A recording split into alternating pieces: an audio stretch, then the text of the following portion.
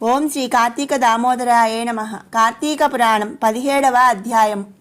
అంగీరస సోక్తతత్వ బోధ, పార్వత్యా శ్రీ శంకరోక్త జ్ఞానబోధ. అంగీరసుడు ఇట్లనెను: ఓయి కర్మబంధములు, కార్యకారణములు, స్థూల సూక్ష్మములు, ఈ జంటల సంబంధమే దేహము అనబడును. నీవడిగిన ఈ విషయము పూర్వమందు కైలాస పర్వతమున పార్వతికి శంకరుడు చెప్పెను. దానిని ఇప్పుడు నీకు నేను చెప్పెదను. ఇతర చింతను మాని వినుము. నీవడిగిన ప్రశ్నకు సమాధానమును చెప్పెదను. జీవుడు అనగా వేరెవడునూ లేదు, నీవే జీవుడవు. నేను ఎవడునంటే నేను ఆ బ్రహ్మనే అయి ఉన్నాను, ఇందుకు సందేహము లేదు. దేహమేననిడి బుద్ధిని విడిచి నిత్యమైన ఆత్మను గూర్చి చింతింపుము. ఉద్భూత పురుషుడు ఇట్లా అడిగెను: మునీశ్వర, మీరు చెప్పిన రీతిగా వాక్యార్థ జ్ఞానము నాకు కలగలేదు కనుక అహం బ్రహ్మేతి అంటే నేను బ్రహ్మను వాక్యార్థమును ఎట్లు తెలుసుకొనగలను? ఈ వాక్యార్థ బోధకు హేతువైన పదార్థ జ్ఞానము నాకు తెలియలేదు కాబట్టి విమర్శగా చెప్పగోరెదను. ఆత్మ అంతఃకరణమునకు తద్వ్యాపారములకు సాక్షియు చైతన్య రూపియు ఆనంద రూపియు సత్యస్వరూపమైన ఉన్నది. ఇట్టి ఆత్మను నీవెందుకు తెలుసుకొనటలేదు? సచ్చిదానంద స్వరూపుడును బుద్ధికి సాక్షియు అయిన వస్తువునే ఆత్మగా తెలుసుకొనుము. ఈ దేహమేనడి బుద్ధిని విడిచి నిత్యమైన ఆత్మను గూర్చి చింతింపుము. దేహము ఘటము వలె రూపము కలిగిన పిండము కనుక ఇది ఆత్మగాదు. ఇదిగాక ఈ దేహము ఘటము వలె ఆకాశాది పంచమహాభూతముల వలన పుట్టినది కనుక దేహము వికారము కలది, ఆత్మగాదు. ఇట్లే ఇంద్రియములు ఆత్మగావని తెలుసుకొనుము. అట్లే మనస్సులు బుద్ధి ప్రాణములు ఆత్మ వస్తువులు కావు. దేహేంద్రియాదులన్నీ ఎవని సాన్నిధ్యము వలన ప్రకాశించి పనిచేయుచున్నవో అట్టి వానిని ఆత్మగా ఎరుగుము. అనగా అతడే నేనని ఆత్మ అని తెలుసుకొనుమని భావము. లోపలికి మలచుకొనబడిన ఇంద్రియాలతో తెలియదగిన దానికి ప్రత్యక్ అని పేరు. ఇనుమును అయస్కాంతమణి వలె తాను వికారిగాక బుద్ధ్యాదులను చలింపజేయునది ఏది కలదో అది నేను, ఆ బ్రహ్మను అని తెలుసుకొనుము. ఎవని యొక్క సాన్నిధ్యమామృత చేత జడములైన అంటే కదలిక లేని దేహేంద్రియమున ప్రాణములు జన్మలేని ఆత్మవలే కదలిక కలిగి ప్రకాశించుచున్నవో ఆ బ్రహ్మను నేను అని తెలుసుకొనుము. ఎవడు వికారిగాక సాక్షి అయి స్వప్నమును జాగరమును సుషుప్తిని వాటి యొక్క ఆద్యంతములను నేను సాక్షి అని తెలుసుకొనబడుచున్నాడో అది బ్రహ్మ అని తెలుసుకొనుము. ఘటమును ప్రకాశింపజేయు దీపము ఎట్లు ఘటము కంటే భిన్నమో అట్లుగానే దేహాదులను ప్రకాశింపచేయు బోధరూపుడైన నేను ఆత్మ అని తెలుసుకొనుము. ఎవడు సర్వప్రియుడై నీ యొక్క పుత్ర మిత్ర ప్రియా ప్రియాది భావములను ద్రష్టగా చూచునో వాడే నేనని అంటే బ్రహ్మ అని తెలుసుకొనుము. నిత్యము ఎన్ని మారులు చూచినను పరమ ప్రేమకు నిత్యానందమునకు స్థానమైనదే బ్రహ్మ, అదే నేనని తెలుసుకొనుము. సాక్షియు బోధరూపుడగు వాడే నీవని ఎరుగుము. సాక్షిత్వము జ్ఞానరూపత్వమును అవికారియగుట ఆత్మకే కలవు. దేహేంద్రియ మనఃప్రాణాంతకారముల కంటే వేరైన వాడును. పుట్టుట అంటే జనిమత్వ, ఉండుట అంటే అస్తిత్వం, వృద్ధిగతత్వ అంటే పెరుగుట, పరిణామత్వ అంటే పరిణామమును చెందుట, కృషించుట, నశించుట, ఈ 6 వికారములు లేనివాడు. ఈ వికారములు ఈ 6 భావాలు లేనిదే బ్రహ్మ అని తెలుసుకొనుము. త్వం పదార్థమును ఇట్లు నిశ్చయించుకొని వ్యాపించు స్వభావము చేత సాక్షాత్ విధి ముఖముగాను తచ్చబ్దార్థమును తెలుసుకొనవలయును. అతద్వ్యావృత్తి రూపేణ సాక్షాద్విధి ముఖేన చ వేదాంతానాం ప్రవృత్తి స్యాత్ ద్విరాచార్య సుభాషితం. తచ్చబ్దమునకు బ్రహ్మ అని అర్థం, అతచ్చబ్దమునకు బ్రహ్మణ్యము ప్రపంచమర్థము. వ్యావృత్తి అనగా ఇది గాదని నిరసించుట అనగా ఇది బ్రహ్మగాదిది.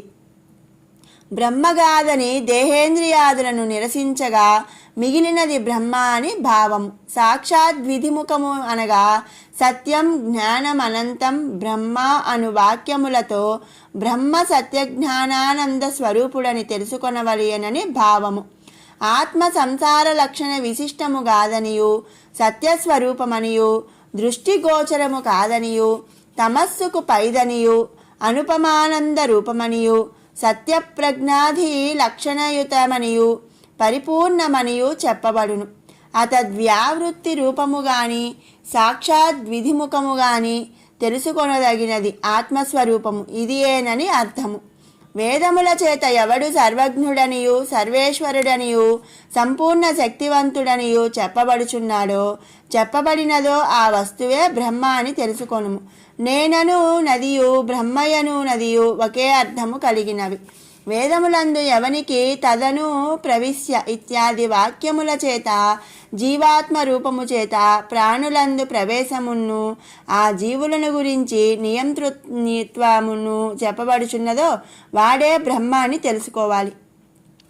వేదములందు ఎవనికి కర్మఫలప్రదమును జీవకారణ కర్తృత్వము చెప్పబడినదో వాడే బ్రహ్మ అని తెలుసుకొనుము. ఈ ప్రకారముగా తత్వం అను పదములు రెండును నిశ్చయింపబడినవి.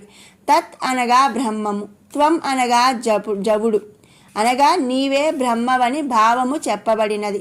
ముందు వాక్యార్థమును చెప్పేదను. వాక్యార్థమనగా తత్వం పదములకు ఐక్యము అంటే ఏకత్వము అని చెప్పబడును. ప్రత్యేగాత్మయే అద్వయానంద రూప పరమాత్మ, పరమాత్మయే ప్రత్యేగాత్మ. ఈ ప్రకారముగా అన్యోన్యతాధ్యాత్మ్యము ఎప్పుడు అనుభవమును కలుగనో అప్పుడే త్వం పదమునకు అర్థం తెలియను. బ్రహ్మగాథను భ్రాంతి నశించును. తాదాత్మమనగా అదియే ఇది అని అర్థము అనగా ఐక్యము. తత్వమసి అనగా తత్ త్వం అసి. ఈ వాక్యార్థమునకు తాదాత్మ్యము చెప్పవలను.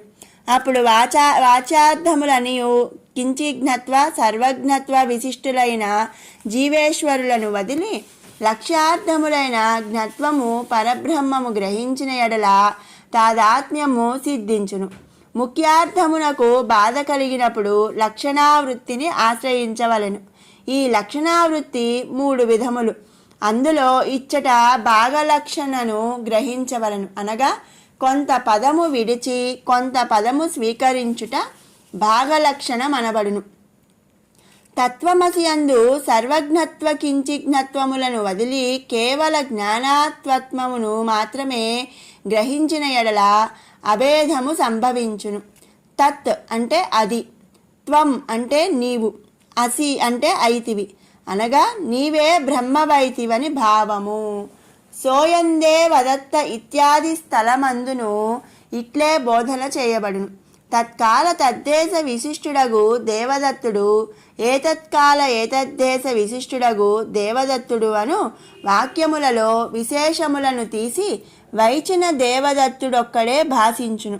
అట్లే సర్వజ్ఞత్వం కించిజ్ఞత్వాలు వదిలి కేవలజ్ఞత్వములు గ్రహించిన ఆత్మ ఒక్కటే అని భాషించును. నేను బ్రహ్మను అను వాక్యార్థ బోధ స్థిరపడు వరకు శమదమాది సాధనములు చేయుచు శ్రవణమన నిధాస్యలను ఆచరించవలను. ఎప్పుడు శృతి చేతను గురుకటాక్షము చేతను తాదాత్మ్యబోధ స్థిరపడును అప్పుడు సంసార మూలము నశించును.